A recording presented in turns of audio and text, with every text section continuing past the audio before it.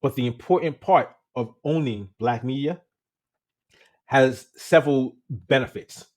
One, the way we look at ourselves. Because if you have somebody else who owns the media, they get to decide what blackness looks like. So if every you have Black authors and comic book writers who have original content. Look up Sean James. Okay, definitely got to look that up. Sean James. I know you have that. There's also this guy. At least I know it's at least partially Black owned. Something Sands.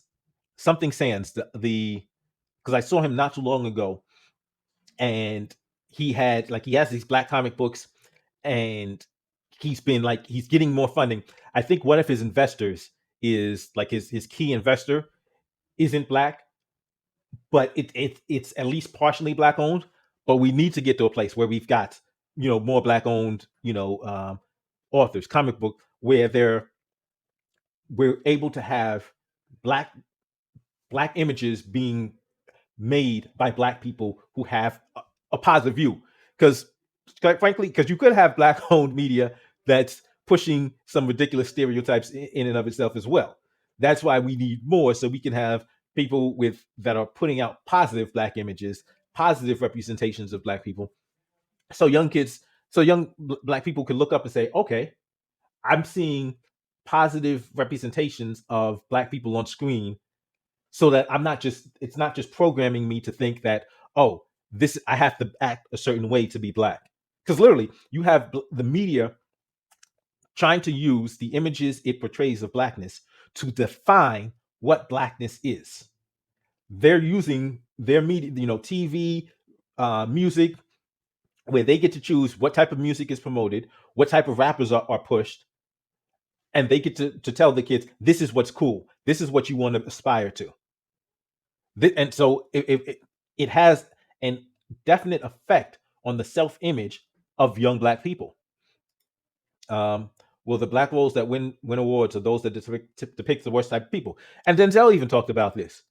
Like he didn't win the Oscar for Malcolm X, which like Malcolm Denzel did such a great job at Malcolm X. There's so many people that when you say Malcolm X, they don't see Malcolm X in their mind. They see Denzel. That's how good he did. Like he just killed it. But they gave him and even Jadakiss had the line, why what Denzel had to play a crooked before he took it. Yeah, he had to play a crooked cop to get the Oscar.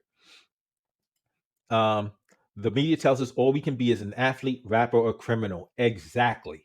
Exactly. And so that's why you have so many Black young people that are like, okay, I gotta play ball all day long to see if I'm good enough. And if they're not good enough, then what do? Okay, can I rap? I can't rap.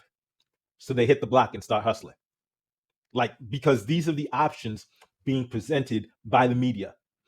And anything else, like they're not even like, so that Black kids aren't actually seeing a path forward as a Black doctor, a Black lawyer, a Black engineer, a Black inventor. They're not seeing these as options. This isn't being promoted to them as options. So it doesn't even seem real. It's not even something that they think of as being attainable for them. Sean's characters promote positive image of Blacks. Okay, definitely, definitely. Sean, Bronx native, interesting. Okay, that's really interesting. John Haynes series, ISIS series, Venturella. Yeah, definitely. In fact, I mean, like you've got Black authors, like Octavia Butler. I like Octavia Butler because she's a Black sci-fi author, and so I see because of course you got your hood novelists. So there's plenty of Black people that write hood novels, which is it's a genre, but there's more. So I would love to see Black sci-fi being made. And now that you like somebody like Jordan Peele, who's doing Black horror, I'm like, yes, these are definite steps in the right direction. But we need to start being owned. We need to be owning the distribution, the studios, so that once again we're not at the mercy of somebody else to get a movie made. So like when Nate Parker wants to make Birth of a Nation, he doesn't have to scramble. Like he had to scramble to make up the movie so that he could make a movie about Nat Turner. Awesome movie, awesome historical figure. Like Nat Turner was that, seriously.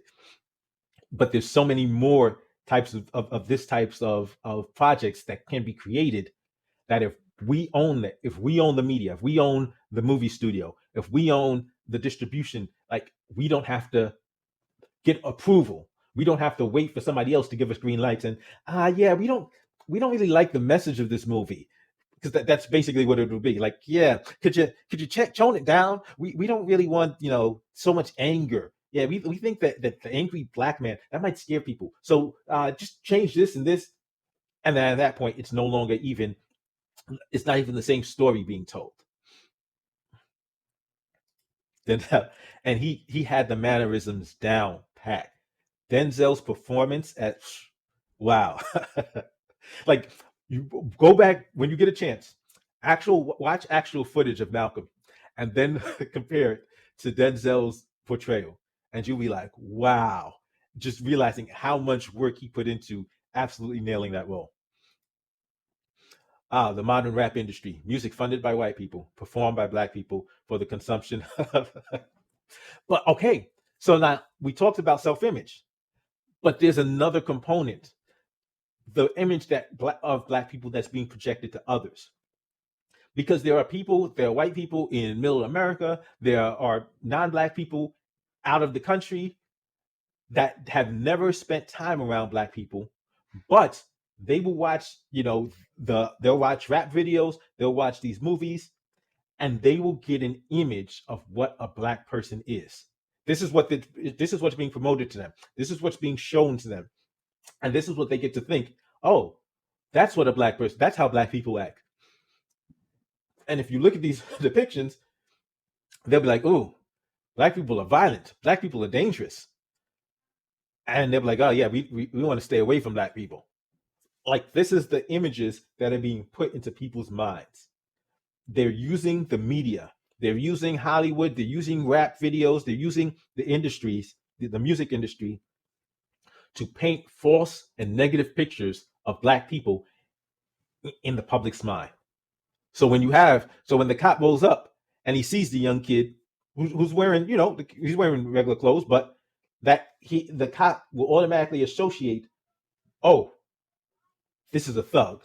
Oh, this is dangerous. And then before the kid can even put his hands up in the air, like, hey, I'm not a threat. Cop is already firing. Like, these images have actually gotten young black men and women killed. Because not just young black men. I mean, you have your Sandra Bland, you've got your you've got young black women that have been killed. You got Breonna Taylor. You know, like, this this stuff doesn't. These images, these negative depictions of black people have very real world effects. That's why we need to own our media. We need to be able to craft our own narrative so that we can say, this is who we are.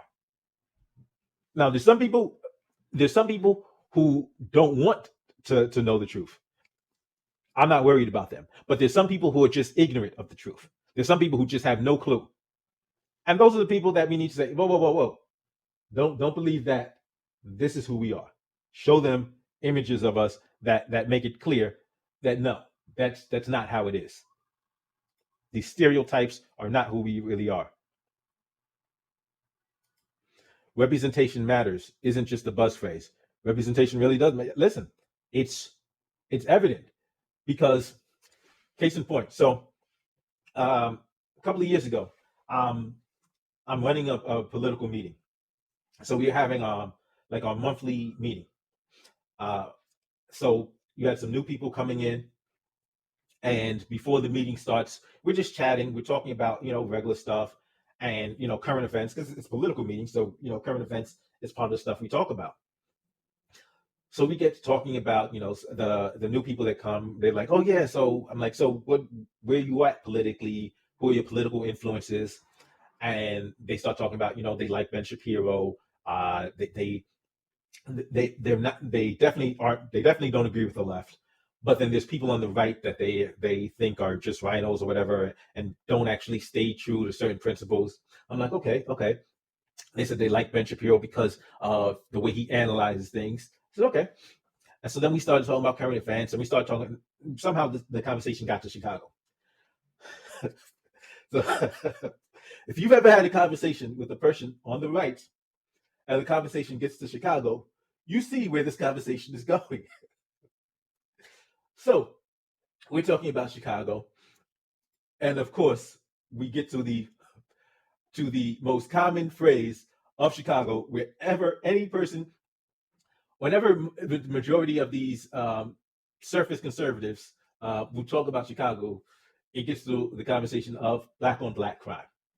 Yeah, the murders is just crazy, and these liberal policies, they're just, they're not helping, and we need to do something about it. And I'm like, they're like, yeah. I said, well, yes, crime is a problem, violent crimes particularly, because there's certain crimes that shouldn't be a problem, but that's another story. I said, yeah, violent crime is a problem that needs to be tackled all over the country, not just in Chicago. And they're like, yeah, but Chicago, it's really bad. I mean, like the murder rate in Chicago is just crazy. And then you've got these, these young black guys killing each other just at such a rate. It's just, and so I says, well, the interesting thing about Chicago is their clearance rate for murders. Do you know what their clearance rate is? So by clearance rate, I mean the rate at which these murders are solved. So it's one thing for a murder to happen, but then it's another thing for that murder to actually be solved. I said, do you know what the clearance rate for murders in Chicago are?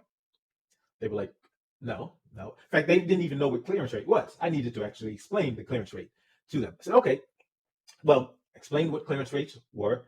And then they were like, well, no, I don't know what clearance rates are. I said, take a guess. Just guess. Guess what do you think the clearance rates are?